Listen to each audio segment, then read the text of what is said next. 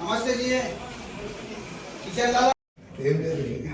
పని నేర్చుకున్నాను తప్పు కూడా చేపిస్తుంటాం అయితే ఎంత ముందు చేసాం బాలెడ్ వస్తే లేదు ఆల్రెడీ ఇంటికి అడిగినప్పుడు చెప్పి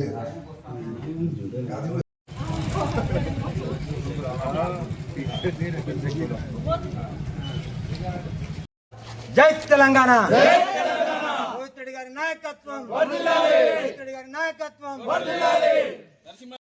ఈరోజు 10వ వార్డులో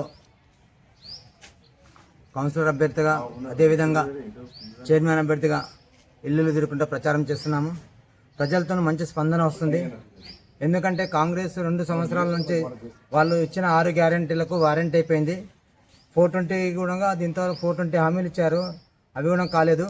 ప్రజల్లో ప్రతి ఇంటికి ఏ ఇంటికి తలుపు తట్టినా ఉండగా కారు గుర్తుకు ఓటేసి భారీ మెజార్టీతో గెలిపిస్తున్నామని మాకు హామీలు ఇస్తున్నారు. అదేవిధంగా 36 వార్డులలో అత్యధిక మెజార్టీ గెలుచుకొని పురపాలక సంఘం పైన బీఆర్ఎస్ జెండా ఎగరవేస్తామని ధీమా వ్యక్తం చేస్తున్నాము. ఎందుకంటే ప్రజల్లో ఈ 2 సంవత్సరాల్లో కాంగ్రెస్ చేసిన అరాచకాలు కానీ ఇక్కడ లోకల్లో చేసిన ప్రతి దానికి ప్రజల్లో ఎటువంటి హామీలు, వాళ్ళు ఇచ్చిన హామీలు ఎటువంటి హామీలు కూడా నెరవేరలేదు. 2000కు 4000 చేస్తామన్నారు, 4000 లేదు.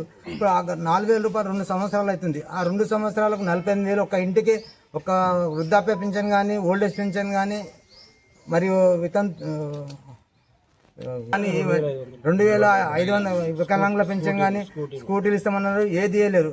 అవన్నీ ఇచ్చి ఓటు అడగడానికి రావాలి వాళ్ళకు. ఎందుకంటే బీఆర్ఎస్ గవర్నమెంట్లో కేసీఆర్ చేసిన గవర్నమెంట్లో రోహిత్ రెడ్డి చేసిన డెవలప్మెంట్ ఉంది, కానీ వీళ్ళు కాంగ్రెస్ పార్టీ వచ్చినాక ఏ ఒక్క రోడ్డు కూడా వేయలేదు.